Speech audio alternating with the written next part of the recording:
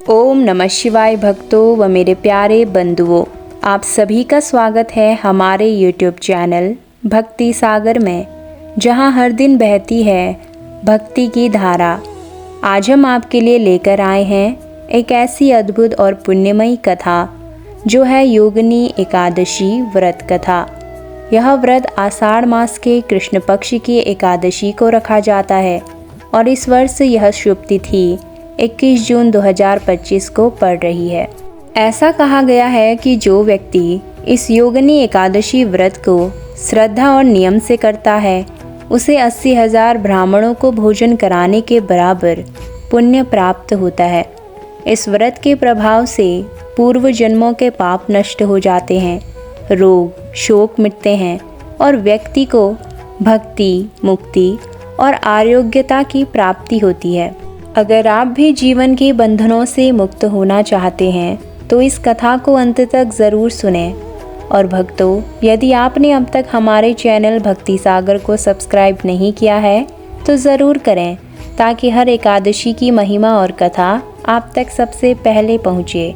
चलिए शुरू करते हैं योगिनी एकादशी की यह पावन कथा। पुराणों में वर्णित है कि एक समय की बात है, अलकापुरी नामक नगर में कुबेर नामक राजा का शासन था।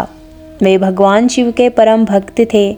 उनके राज दरबार में हेममाली नामक एक यक्ष पुष्पों को लाकर भगवान शिव की पूजा करने के लिए अर्पित करता था। वह अपनी पत्नी स्वर्णप्रभा से अत्यधिक प्रेम करता था और अपने कर्तव्यों को भूल जाया करता। एक दिन वह पुष्प लेकर समय पर नहीं पहुंचा। राजा कुबेर ने यह देखा और वह बहुत क्रोधित हुए।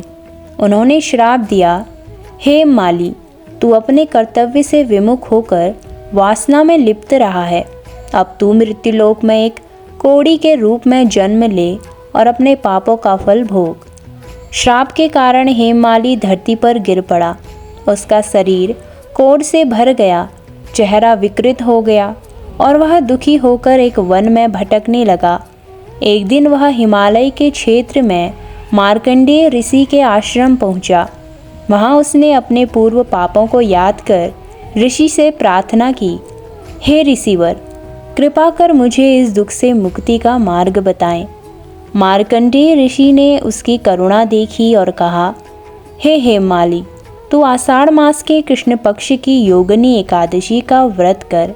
इस व्रत के प्रभाव से तेरे सारे पाप नष्ट होंगे, रोग मिटेंगे और तू पूर्व जीवन की स्थिति को पुनः प्राप्त करेगा। हेममाली ने विधि पूर्वक व्रत किया और उसे कोढ़ से मुक्ति मिली। उसका शरीर पहले जैसा सुंदर हो गया और वह कुबेर के दरबार में लौट आया। हेममाली ने ऋषि से कहा, ऋषिवर, क्या एक व्रत मेरे इतने भारी पापों को नष्ट कर सकता है? मार्कंडेय ऋषि बोले, वत्स, यह व्रत भगवान विष्णु द्वारा स्वयं कहा गया है। योगिनी एकादशी व्रत से मनुष्य असंख्य जन्मों के पापों से मुक्त होता है। जब हृदय से पश्चाताप हो और श्रद्धा से व्रत किया जाए तो भगवान उसे अवश्य स्वीकार करते हैं। हेममाली ने कहा, मैं तो अपने जीवन की आशा ही छोड़ चुका था। आपने मुझे फिर से जीने की राह दिखाई है ऋषिवर। मार्कंडेय ऋषि बोले, पुत्र, धर्म की राह कठिन नहीं, मन और कर्म की शुद्धता चाहिए।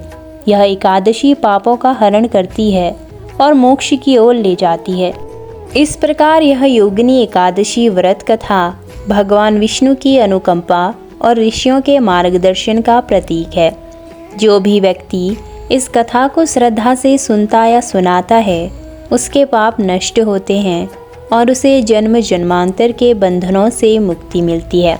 तो भक्तों, यह थी योगिनी एकादशी की व्रत कथा। अगर आपको यह वीडियो पसंद आया हो तो वीडियो को शेयर करें और हमारे चैनल भक्ति सागर के साथ जुड़े रहें।